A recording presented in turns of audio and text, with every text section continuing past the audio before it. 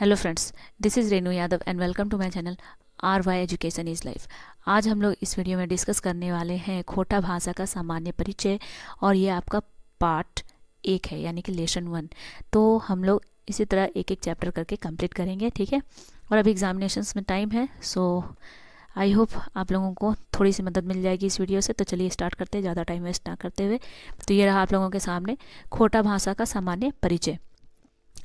तो हम लोग जानते हैं कि भारत का जो 28वां राज्य है वो है हमारा झारखंड, ठीक है।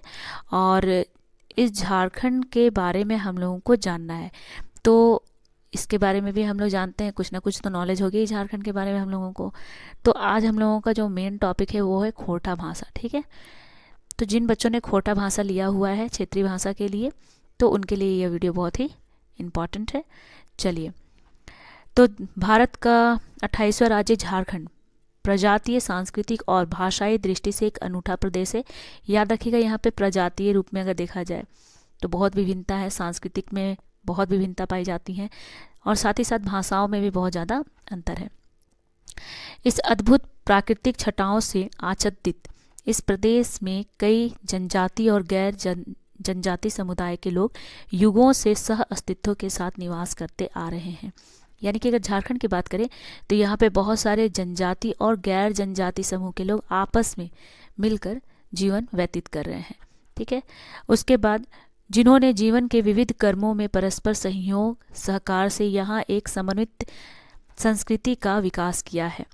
यहाँ कहने का मतलब यह है कि लोग साथ में मिलकर रहते हैं और परस्पर सहयोग से अपनी संस्कृति को बहुत आगे पहुँचाया है, बढ़ाया है, और किसी तरह का मतभेद नहीं कर सकते कि उनकी संस्कृति में कभी भी ऐसी कोई प्रॉब्लम आई हो। मिलकर उन्होंने अपना विकास भी किया है, ठीक है। अब यह संस्कृति समतावाद, श्रमशीलता और उच्चतर सामाजिक एवं मानवीय मूल्यों की पृष्ठपोषक है।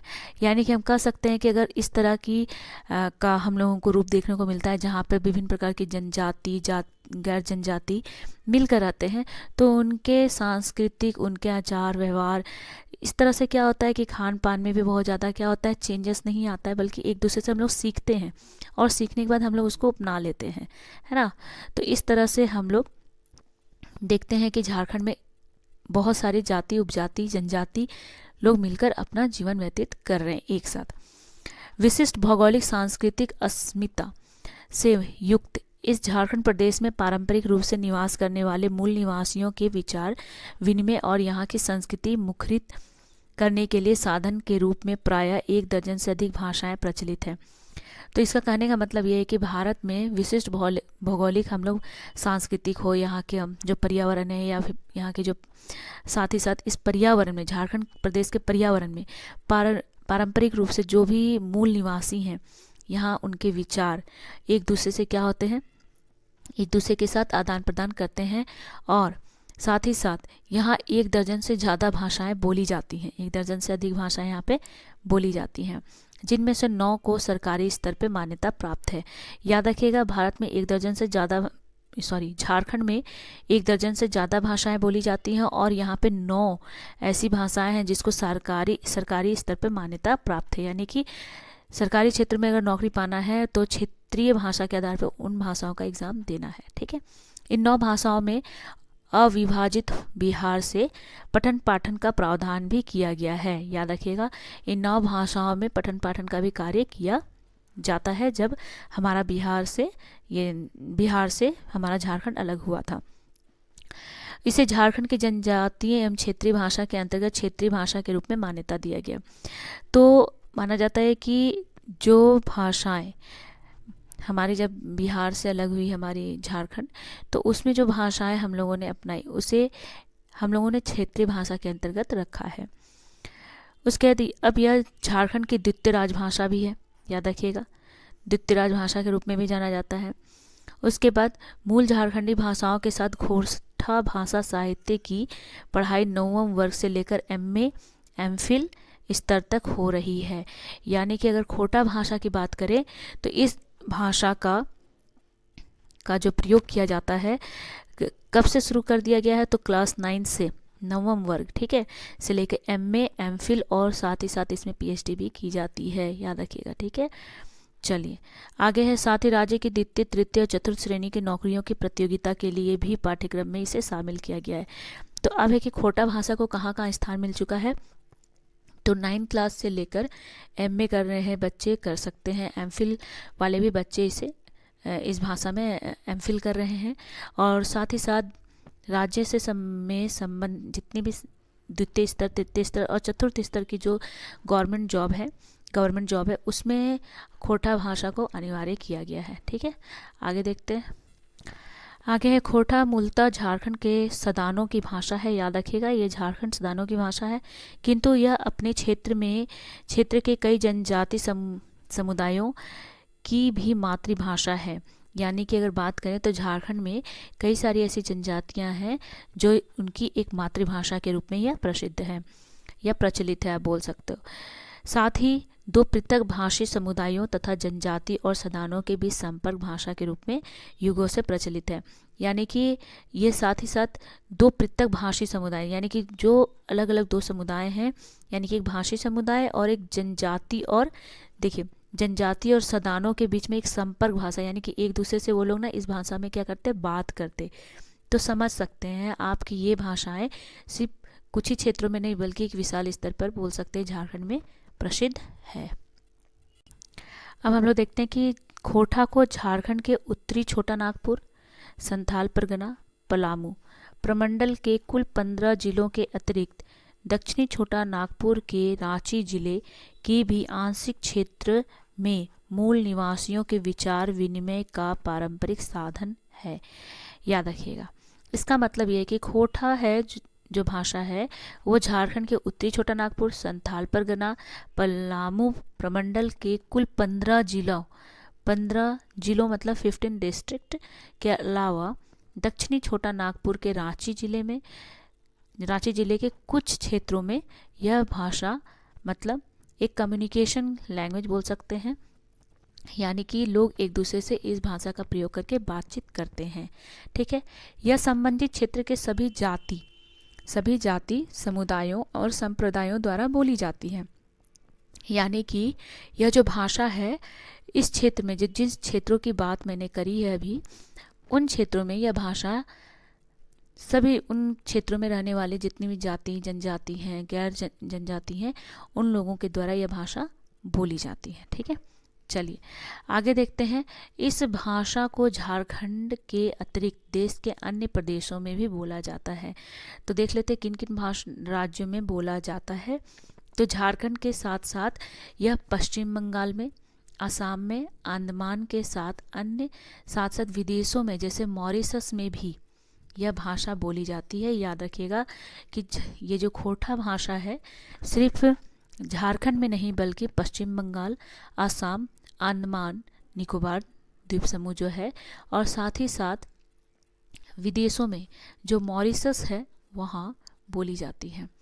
तो बहुत ही बड़ी बात है ये कि ये भाषा बहुत ही प्रचलित है और हमारे यहाँ इस भाषा का अपना ही एक अलग महत्व है, साथ ही से विदेशों में भी बोला जाता है। चलिए आगे देखते हैं हम लोग खोटा भाषा के बारे में। खोटा की भाषा पारिवारिक संबद्धता के संबंध में विद्वानों में पर्याप्त मतभेद है। यानी कि खोटा भाषा का अगर बात करें, परिवार कहाँ तक फैला है, खोटा भाषा का जो पारिवारिक क्षेत्र है कहाँ तक है, तो इसमें विद्वानों में बहुत ज़्यादा मतभेद रहा है। कोई इसका उद्गम स्थल बोलते हैं सिंधु घाटी की सभ्यता में ढूंढते हैं, तो कोई इसका विकास प्राकृत से मानते हैं। मतलब कई लोगों का कहना है कि इसका जो विकास हुआ है वो सिंधु घाटी की सभ्यता से हुआ है, पर कई लोगों का मानना है कि इस भाषा का विकास प्राकृत भाषा से हुआ है।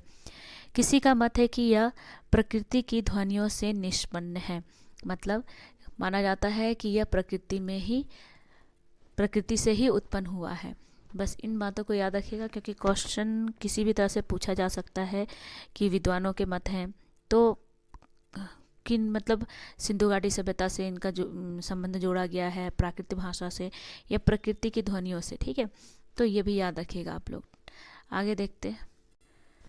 वस्तुतः खोटा की प्रवृत्ति आर्य भाषा कुल के साथ ही आग्नेय और द्रविड़ कुल की भाषाओं में प्रचुर प्रभाव से युक्त है।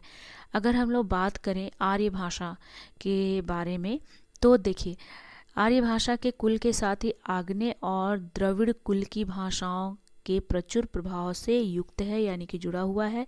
इसलिए इसमें आग्नेय, द्रविड़ और भारोपीय यानी कि आर्य परिवार की भाषाओं के तत्वों का समन्वित रूप देखा जा सकता है।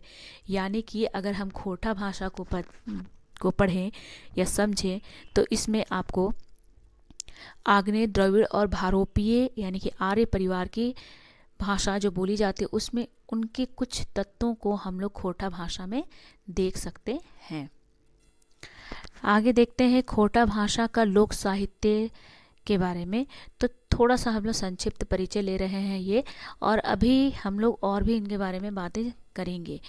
खोटा का लोक साहित्य समृद्ध है और इसके शिष्ट साहित्य का भी कभी मंद कभी क्षिप्र गति से पर्याप्त विकास हुआ है।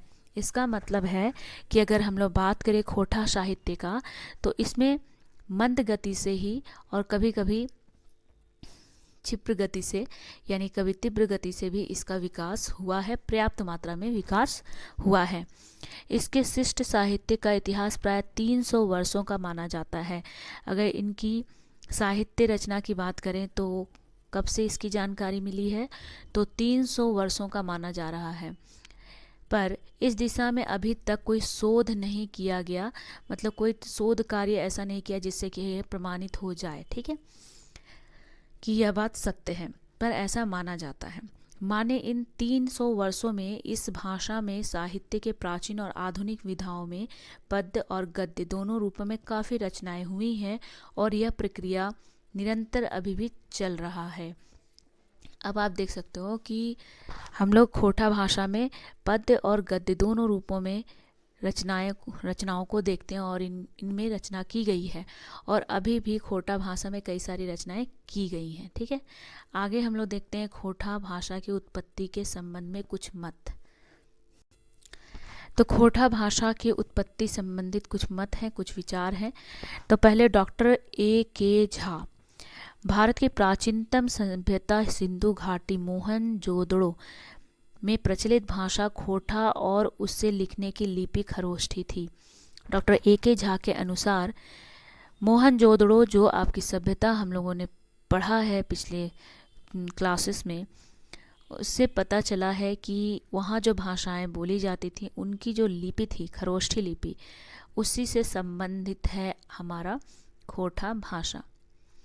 आगे है doctor B.N. Ohdar. B.N. Ohdar भी कहते हैं कि खोटा भारत की प्राचीनतम लोक भाषा है और प्राकृतिक यानी कि प्राकृत से सीधे विकसित हुई, यानी कि प्राकृत भाषा से इसका विकास हुआ है, जिसमें वर्तमान में ऑस्ट्रिक कुल की मुंडारी, संथाली और द्रविड़ कुल की कुड़ुक भाषा का मुख्य प्रभाव है। मतलब कह सकते हैं कि जिसमें हम लोग कौन कौन सी ऑस्ट्रिक भाषा का प्रभाव देख सकते हैं, मुंडारी, संथाली, द्रविड़ और कुड़ुक यानी कि उराव भाषा का प्रभाव देखा जा सकता है। तो ये भी आप याद रखिएगा। कथन पूछा जा सकता है इस तरह से आपके एग्जाम में कि किसने कहा कि खोटा भारत की प्राचीनतम लोक भाषा है और जिसका संबंध कुड़ुक, संताली, द्रविड़ भाषाओं पे प्रभाव देखा जा सकता है। तो देखिए इसमें इस तरह से भी पूछा जा सकता है, ठीक है। क्वेश्चंस तो किसी भी तरह से रेडी किए जा सकते हैं, पर आपको कम से कम इन सब बातों को याद रखनी होंगी, और ताकि आपका बिल्कुल कॉन्सेप्ट क्लियर रहे, ठीक है। आगे हम लोग और देख लेते हैं। नेक्स्ट है प्रोफेसर नरेश नीलकमल। तो प्रोफेसर नरेश नीलकमल, द्वितीय प्राकृतिक से विकसित अपभ्रंश भाषा से खोटा का विकास हुआ है। उनका कहना है कि जो द्वितीय प्राकृतिक जो है भाषा है उससे विकसित अपभ्रंश से ही, इसको याद रखिएगा, अपभ्रंश से खोटा का विकास हुआ है। उसके बाद आते हैं डॉक्टर गजाधर महतो प्रभाकर। इनका कहना है कि खोटा भाषा का विकास मागधी अपभ्रंश से हुआ है, याद रखिएगा, ठीक है। देखिए क्वेश्चन कैसे पूछा जाएगा, अगर इनसे संबंधित पूछा जाए तो किसने कहा है कि खोटा का विकास मागधी अपभ्रंश से हुआ है? तो आपको 4 ऑप्शंस दिए रहेंगे, तो जरूरी है कि इनके मत भी जरूर आप लोग याद करें, ठीक है। नेक्स्ट है क्वेश्चन नंबर 5, कृष्णचंद्र दास आला प्रकृति से निकली भाषा, इनके अनुसार खोटा में प्रकृति को खरठी कहा जाता है। यानी कि अगर हम लोग बात करें कृष्णचंद्र दास आला की, तो उनके अनुसार खोटा में जो प्रकृति को क्या कहते हैं, खरठी कहा जाता है, इसलिए खरठी से निकला। खोटा भाषा में प्रकृति को क्या कहते हैं, खरठी कहते हैं। तो खरठी से निकली भाषा खरठा, उच्चारण दोष से वही खोटा हो गया। ये किसने कहा है? तो कृष्णचंद्र दास आला ने कहा कि खोटा में हम लोग प्रकृति को खरठी कहते हैं, और खरठी से ही भाषा जो निकला वो पहले खरठा था, पर सही से उच्चारण नहीं करने के कारण ये खरठा भाषा अब खोटा के नाम से विकसित हो चुका है, ठीक है। चलिए आगे और भी हैं, हम लोग देख लेते हैं खोटा के नाम संबंधित मत। अब है कि खोटा जो भाषा है, इनसे संबंधित, खोटा भाषा के नाम से संबंधित कुछ विचार हैं। तो डॉक्टर A.K. झा के विचार हम लोग देखते हैं। Doctor A.K. झा का, सिंधु घाटी की खोदाई से प्राप्त प्राचीनतम लिपि खरोष्ठी से खोटा नाम का विकास हुआ है। इनका कहना है कि जब सिंधु घाटी की खुदाई चल रही थी तो उस समय हम लोगों को पता चला खरोष्ठी लिपि के बारे में, तो खरोष्ठी लिपि के नाम से ही खोटा भाषा का विकास हुआ। खरोष्ठी, खरोठी, खोरोठी, खोरोठा, खोरठा, तो इस तरह इन्होंने क्रम बताया है कि किस तरह से उच्चारण में परिवर्तन होते होते यह खोटा भाषा के रूप में विकसित हो गया। ये क्रम भी याद रखिएगा आप लोग, ठीक है। चलिए नेक्स्ट आते हैं, आपका दूसरा मत है डॉक्टर B.N. ओहदार का। इनके अनुसार ये इस मतलब इनका मत है कि एक अनुमान यह भी करते हैं कि अपभ्रंश कालांतर में अवहट बन गया, जैसे अवहट से खोटा बन गया। यानी कि अपभ्रंश में एक वर्ड आया अवहट, ठीक है, और वो अवहट जो शब्द है वो धीरे धीरे किस में बन गया, खोटा भाषा में परिवर्तित हो गया। ये किसने कहा है? तो डॉक्टर B.N. ओहदार ने कहा है, ये भी याद रखिएगा। नेक्स्ट आते हैं पॉइंट नंबर 3। कुछ खोटा विद्वानों के मत में खरा खरा बिना किसी लाग लपेट अलंकार लालित्य के बोली जाने वाली भाषा खोटा कहलाई। मतलब यहाँ पे कुछ विद्वानों का मत है कि खरा खरा जैसे बोलते बोलते और जो लोकल भाषा में बोलते बोलते जो मुंह पर बैठ गया, मतलब जिसको हम लोग बोलने लगे, तो वो खरा खरा धीरे क्या हो गया, धीरे धीरे खोटा कहलाया। कुछ नेक्स्ट लोग है कुछ इतर खोटा भाषी खोटा को कर्कश। कुछ लोगों को, कुछ ऐसे विद्वान हैं जिन्होंने कहा कि कुछ इतर खोटा भाषी जो लोग हैं खोटा को कर्कश अशिष्ट भाषा मानते हुए इसे खोटा भाषा की संज्ञा देते हैं। मतलब कुछ लोग जो इसको सही से उच्चारण नहीं कर पाते तो खुट्टा बोलते हैं, खोटा बोलते हैं। वही काल क्रम में अगर बात करें तो यह खोटा से खोटा बन गया। और लास्ट जो आपका मत है वो है खोटा को कई और नामों से भी हम लोग जानते हैं, मतलब जाना जाता था, तो है मुचियाली, डोमाली, कुर्मियाली। याद रखिएगा, बहुत इंपॉर्टेंट है ये 5 नंबर पॉइंट। खोटा को कई और नामों से जाना जाता था, मुचियाली, डोमाली और कुर्मियाली, याद रखिएगा, ठीक है। चलिए नेक्स्ट आगे हम लोग देखते हैं खोटा के क्षेत्रीय भेद। खोटा में की भाषा में कुछ क्षेत्रीय विभिन्नता है और अंतर है, उसी से हम लोगों को जानना है। चलिए पहला हम लोग देखते हैं सिखरिया।